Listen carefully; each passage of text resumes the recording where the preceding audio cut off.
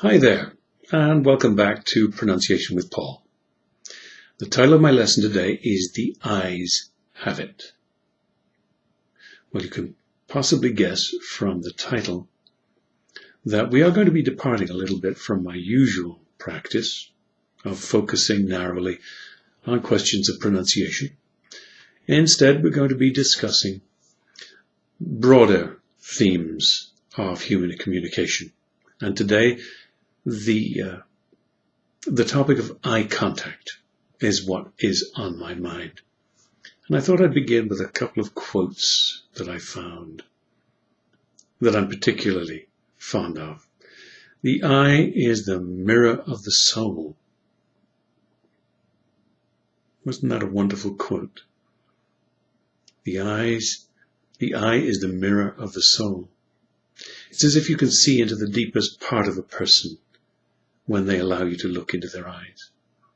And even now in this artificial medium of a video camera, I feel that I'm allowing you into me, into my head, into my soul, and that perhaps I'm communicating a little more deeply with you, simply by the use of my eyes. The eye is the mirror of the soul. We can perhaps get a sense of knowing a person if we allow them to look at us and if we will penetrate them with our gaze. Very important, this question of eye contact. Here's another quote that I found that I love a lot. There is a road from the eye to heart that does not go through the intellect. There is a road from the eye to heart that does not go through the intellect. So in a sense,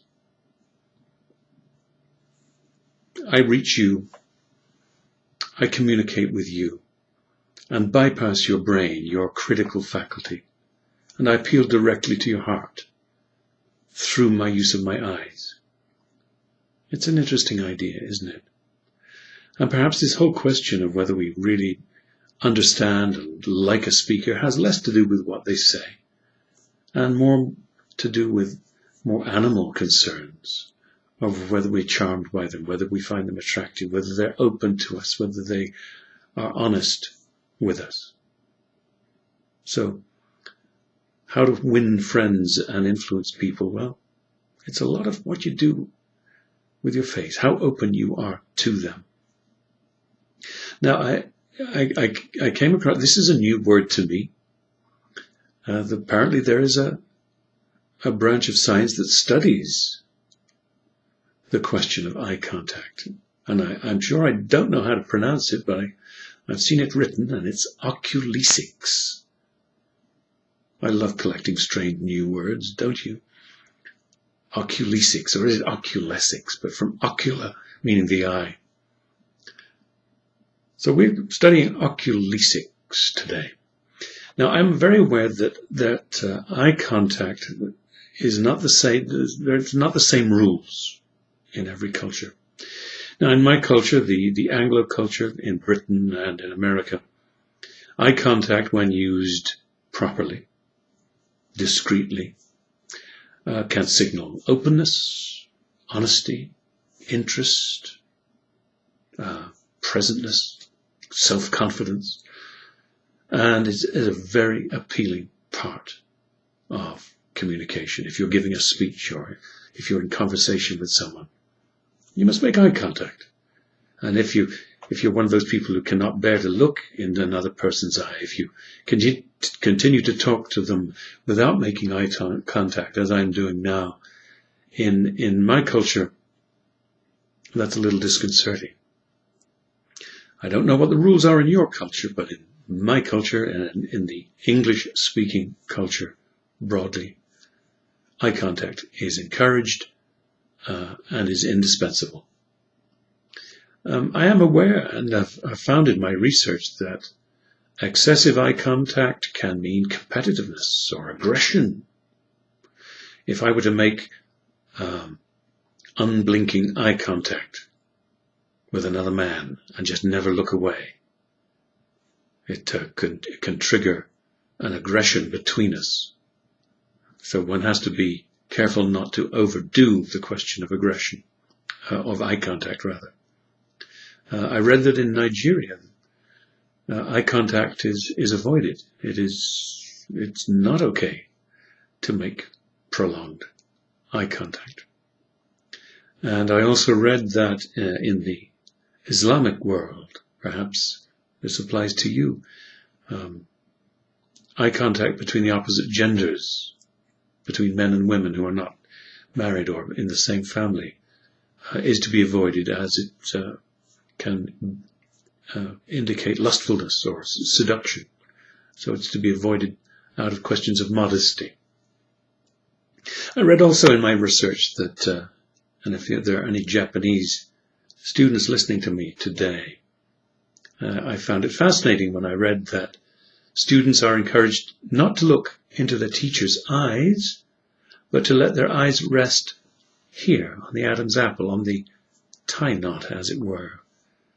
That to make direct eye contact is not really to be encouraged. And I read that adults, if speaking to a superior, an employer, or someone older, to lower the eyes is a sign of respect. I can understand that. I also read that in the world of animals, dogs, chimpanzees, gorillas, to make direct eye contact will make those animals feel very uncomfortable and can provoke aggression. So if you want to calm an aggressive dog, for example, be sure not to make eye contact. Now, this is not to imply that you need to make continuous eye contact. And you saw that I looked away. I'm consulting my notes that are on my monitor.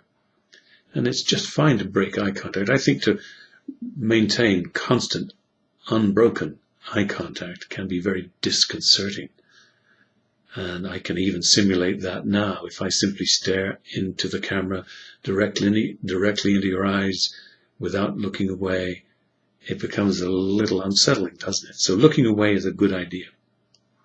If you were to ask me a question, if you were to say, Paul, how much eye contact should I make? Well, in replying to your question, I might look away, look up, so that I can gather my thoughts and give you the very best answer that I can.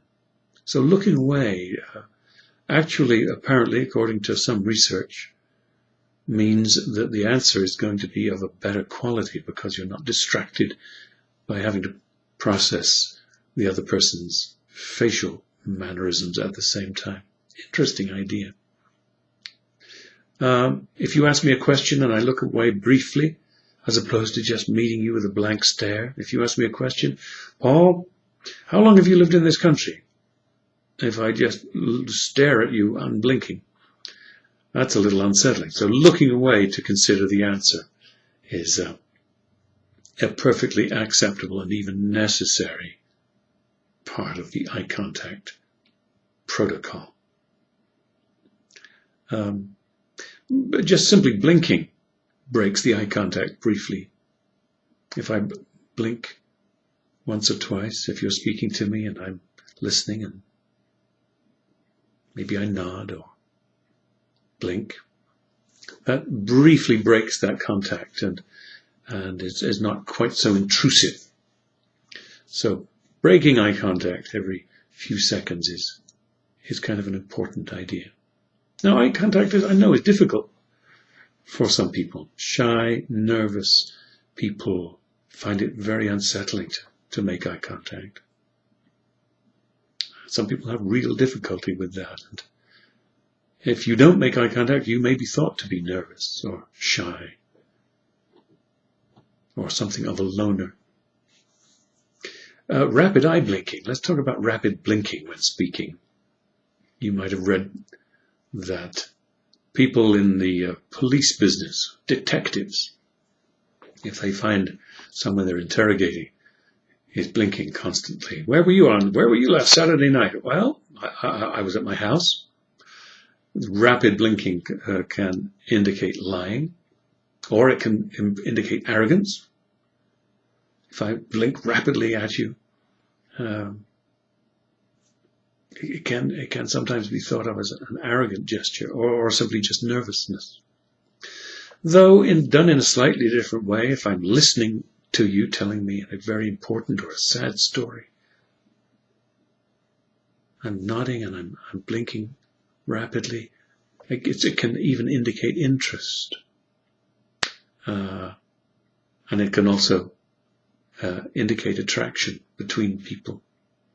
As I've said before, a steady, unblinking gaze can be unsettling or can indicate aggression or confidence or extreme interest or even sexual attraction. A steady, unblinking gaze. It's a very subtle field. And what in one context is thought to be aggressive, in another context, with slight variations, perhaps accompanied by a smile or a nod, can mean something quite different.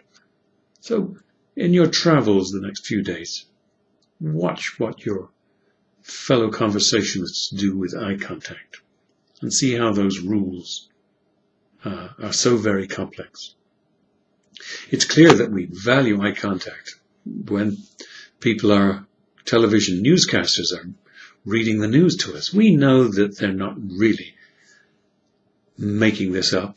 This is really not ad-libbed. We know it's scripted, but there's a teleprompter, and they're looking into the teleprompter, but directly into the camera, and we have the illusion that they are in fact making direct eye contact with you, and perhaps we're more ready to believe that they are making up the story that they're telling you.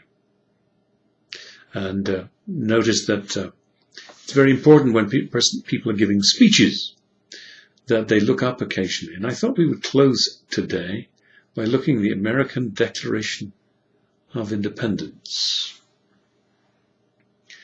And I'm going to have this on the screen, and I'll pause for you to repeat after me the phrases in the speech. I'll leave a pause for you to repeat. So a little bit of pronunciation practice today.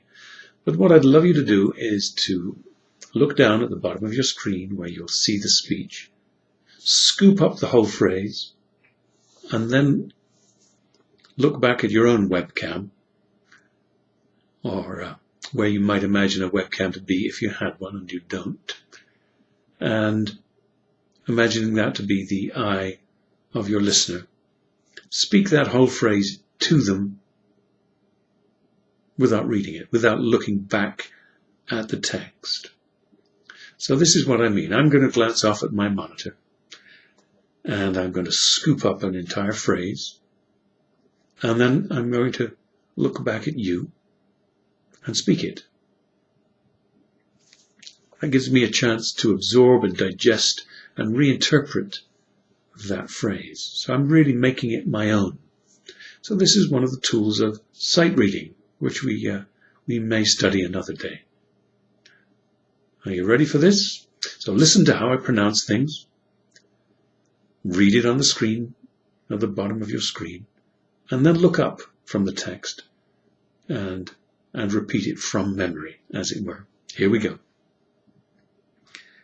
When in the course of human events, your turn,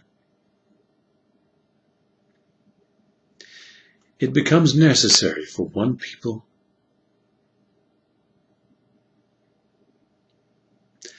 to dissolve the political bands which have connected them with another,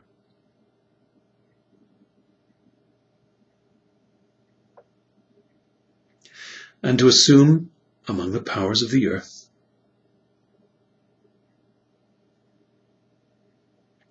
the separate and equal station to which the laws of nature and of nature's God entitle them.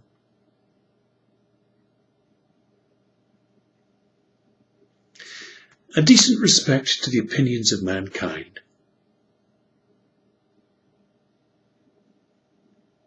requires that they should declare the causes which impel them to the separation. We hold these truths to be self-evident.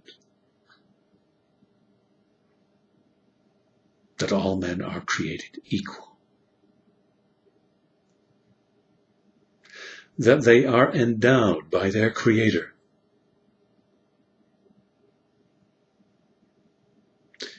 with certain unalienable rights. That among these are life, liberty, and the pursuit of happiness.